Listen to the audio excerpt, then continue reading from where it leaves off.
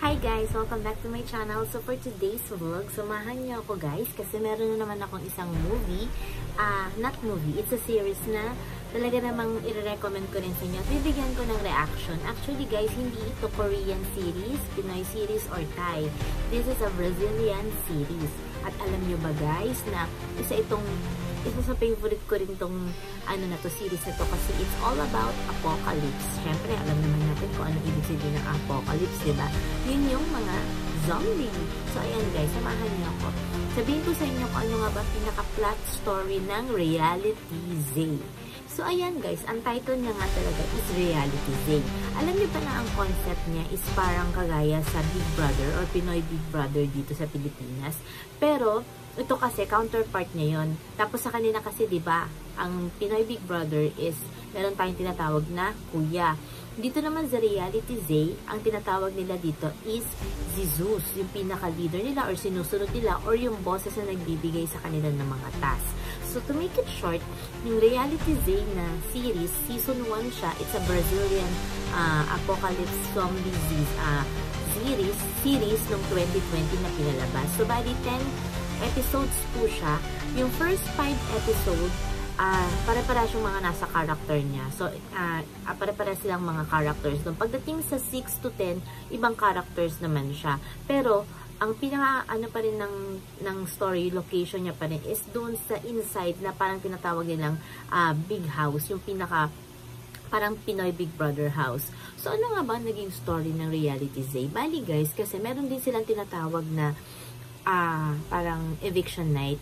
So, nung eviction night na yon, hindi nila alam, ayaw ipalabas ng government ng Brazil yung kanilang telecast kasi nga nagkakaroon na ng gulo, nagkakaroon na ng parang apocalypse na nag-start ng magkaroon ng zombie, nagkakahawaan na. So, ang nangyari, ayaw ipalabas. Pero dahil yung kanilang director, medyo may pagka-mean at talagang gustong ipalabas yung kanilang, what you call that, eviction night, ipinalabas pa rin niya. Kumbaga, nandun pa rin yung mga, syempre, ano ba yung usual na eviction night sa Pinoy Big Brother?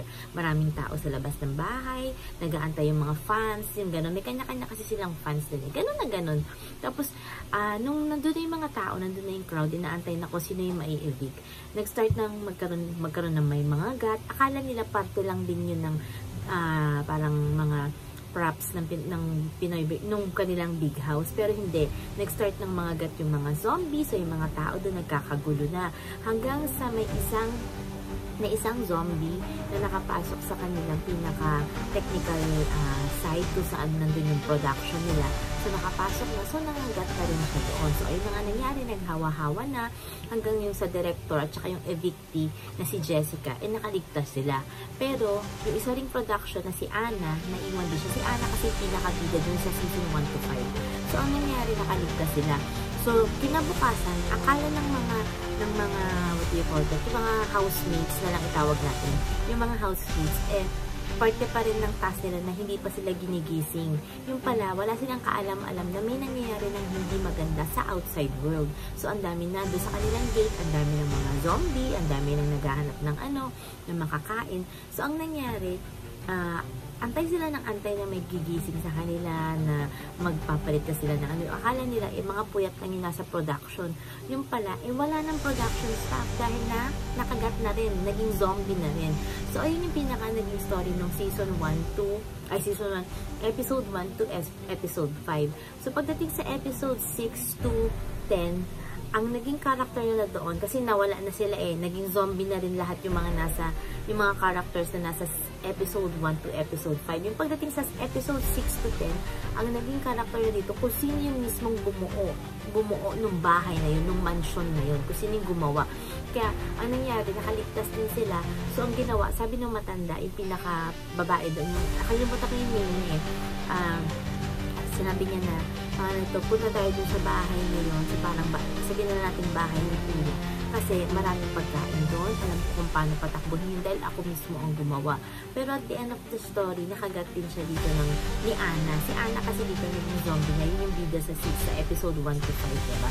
So, ayun guys, ano nga ba ang pinaka nangyari? Obviously, kapag ganong apocalypse or what do you call that, zombie, wala naman talaga natitira, diba? So, pero tignan nyo na lang yung pinaka-story. Maganda rin siya, guys. Sa mga subscribers ko yan, sa mga nanonood sa akin na mahilig sa ganitong klase ng tema ng what do you call that series, Apocalypse. Panoorin nyo to, Reality Zay. May English subtitle naman siya. So, maiintindihan naman talaga siya. At still, palabas pa rin siya sa Netflix, guys. So, if you want, panoorin niyo po ang Reality Zay. Maganda siya. It's Apocalypse series na palabas sa Netflix pa rin hanggang ngayon. It's pinalabas siya noong 2020 and meron siyang 10 episodes. So, samahan niyo pa ulit ako sa mga susunod ko pang vlogs dito lamang sa aking YouTube channel. Don't forget to subscribe, like, and share my video. Bye, guys!